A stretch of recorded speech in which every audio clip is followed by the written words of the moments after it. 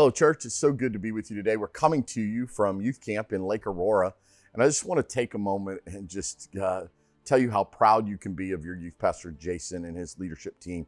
All the pastors you hear, they've been doing a phenomenal job. Worship has been incredible. But here's what I want you to know about youth camp.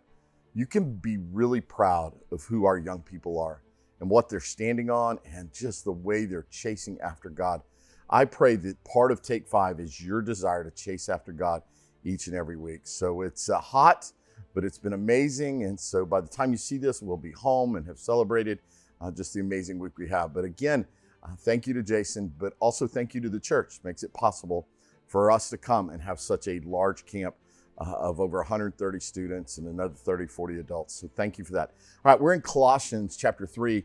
We're at verse 15, and we're going to do just one verse at a time for the next couple of weeks because each verse in and of itself is powerful. So in Colossians chapter 3, verse 15, it says, "Let the peace of Christ rule in your hearts, since as members of one body you are called to peace, and be thankful," right? So Paul goes back to this theme that he does all the time, which is unity.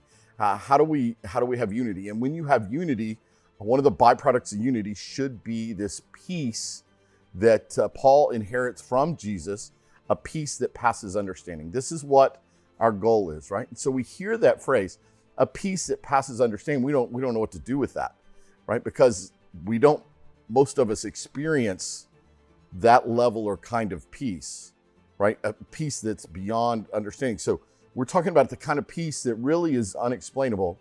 And I hope you felt that at some time in your life. I know I felt it in some time in my life where we are in a situation and all of a sudden you just have a calm come upon you that wouldn't be natural for who you are.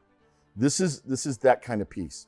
Now, part of what we need to understand is that when this is written, there is something called the Pax Romana, which is the peace of Rome, which means that there were no wars. Rome was at peace with its surrounding nations, but only because of oppression, only because they had big armies and lots of ships and they could destroy you. And so this peace was kind of a fake peace. And I think sometimes we could say there's a Pax Americana, where we kind of have a fake peace that's surrounded by our 401k, by the cars we drive, by the houses we have. Do we or do we not have a pool? All those kind of things that we think are symbols or signs, the things that give us peace.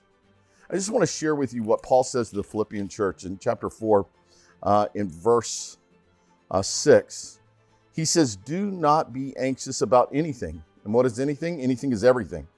"But in every situation," so every circumstance, "by prayer and petition, your requests made to God, and the peace of God, which transcends all understanding, will guard your hearts and your minds in Christ Jesus." So Paul makes it abundantly clear that there is this peace available, and yet you and I struggle to find it, if we're honest. We struggle to live in it for any length of time. It's like peace is this thing that is fleeting. And yet the scriptures tell us it doesn't have to be that way. So here at camp, just listening to our speakers and taking a moment to be around our kids, I just began to jot some things down during worship the other night about what I think about peace, biblical peace. And here's what I jotted down. It's a feeling of contentment. Now remember, peace is not happiness, but a feeling of contentment, of completeness, that I am in unity with Christ, a wholeness, a well-being and harmony. Like it's a relational kind of phenomenon that happens with peace. The peace which Jesus offers us is the peace that no experience of life can ever take away from us. It is a peace that knows no sorrow, no danger or suffering that can ever make it less. And that is independent, of all our outward circumstances. So I hope that's how I just begin to pour out and think, man, peace is so not dependent upon my circumstances and situations, although we allow that to happen. There's a peace that Jesus talks about that comes from a deep, intimate love relationship with him. Something that is so deep and so rich that it just wraps its arms around us and holds us tight in moments when all chaos should be breaking loose. You have this unexplainable peace, right? Not a Pax Americana, not a Pax Romana, not a peace that comes from circumstances or outside situations or power, but a peace that comes because of a power that lives inside of you from Jesus. Church, I want you to have peace. I want me to have peace. I want our church to have peace. I want there to be peace in the world. Part of my daily prayers is praying for peace in Ukraine, praying for peace in Nigeria and all the bad things that are happening there, praying for peace in Israel, that it would return to that land. Church, we should continue to pray for peace, but we should also know and seek a peace that is so intimate in us because of the intimacy of the relationship we have with Jesus. So I hope this is helpful to you.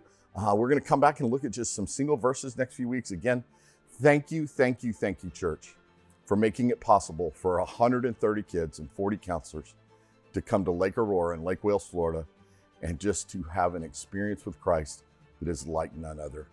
We're so blessed with an amazing youth pastor and an amazing staff. I love your church, and I look forward to being with you next Monday.